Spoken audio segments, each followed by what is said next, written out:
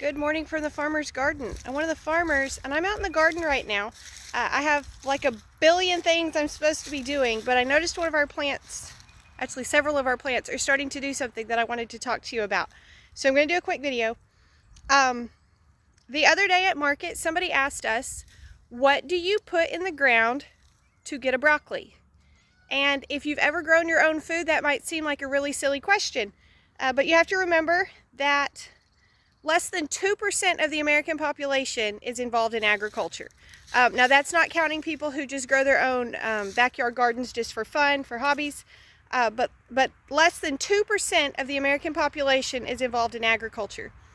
I can't remember off the top of my head if that includes things like forestry, logging, trucking, those sort of things. But less than 2%, even if it includes those things, that's a very tiny number.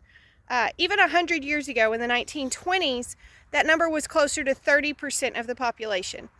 So you can see that our nation is moving away from necessarily knowing where their food comes from.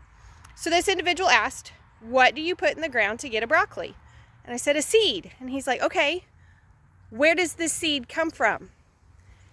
So I don't have a broccoli to show you, but I have spinach to show you where that seed comes from. So specifically on broccoli, the head that you buy is actually the bloom. That's the flower part of the plant.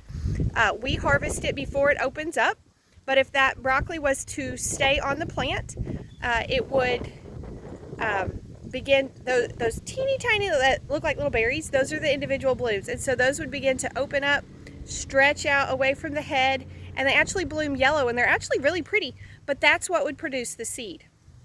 So I don't have a broccoli doing that, but I have spinach that is starting to bolt. Now bolt is what it is when a stalk comes up to form a flower to get a seed.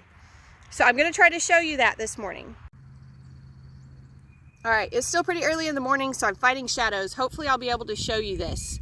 Now we harvest our spinach for the greens.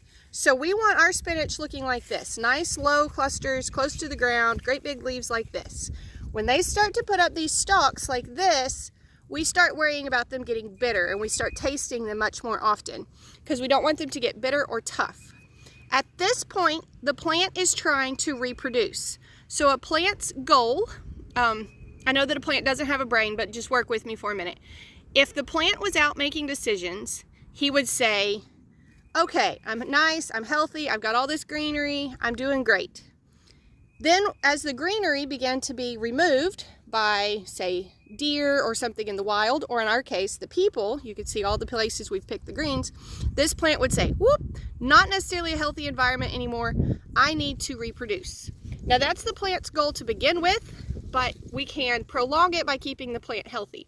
So this plant is bolting, it is starting to send up these stalks. This will eventually be a flower. We don't want ours to flower, because it will change the taste of the product. So it's going to start getting more bitter now, so that any type of deer or anything like that wouldn't want to eat it. But this would eventually become a flower. Once that flower blooms and is pollinated, a seed would develop there. And that seed is what we would be able to plant again next year to grow spinach. Now we buy our seeds. We don't save these for seed production. Seed companies, like where you buy your seeds at Atwoods or Walmart or wherever, they have farms where their goal is to get this right here, and they wait for it to bloom, and then they harvest the seed. So see if I can pull that off and show you up a little closer. That will eventually become the bloom and then the seed. And so the same thing goes for cauliflower. The white part is the bloom, and that would actually eventually open up. They're kind of purpley when they start to open. So that happens. I think I have an onion starting to bolt. I'll show you that in a minute. So these are collards. They actually have a stalk that comes up in the middle eventually that will bloom. Things like that. So every plant does have a flower that it will produce to make a seed. Okay, took me a minute, but I did locate the onion that is trying to bolt. So this one is forming a bloom there. And what this will do, normally they get much, much bigger. So I'm not really sure what this one's thinking. This one's just decided it doesn't want to make an onion. Normally they get much bigger than this before they begin to bolt, and it gets warmer in the season, lots of stuff like that. So I don't really know what's happening with this one, but it's putting up this stalk. This will continue to grow. This will peel back, and it's actually a very tall purple cluster of blooms. But again, once it does that, the actual bulb quality goes down because now the plant has moved into production mode. It's trying to make seeds for future generations, and it needs to protect itself while it is making those seeds. So it wants to be less palatable, less edible to the animals and things that are around it. So that's what happens with the onions. So there you go. There's you a very quick, very simple lesson in how we get the seeds that we use to grow our vegetables. Now that not every single plant does that. Certain plants divide the bulbs and different things like that. But the vast majority of our vegetable plants come from a seed of some type. Tomato plants, obviously the seed is inside the tomato. Same thing with squash or cucumbers, watermelon.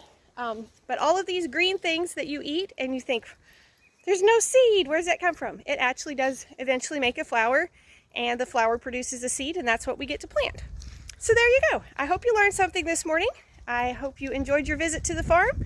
Y'all be sure and tell your friends about us so we can grow our YouTube channel and come back when you can stay longer.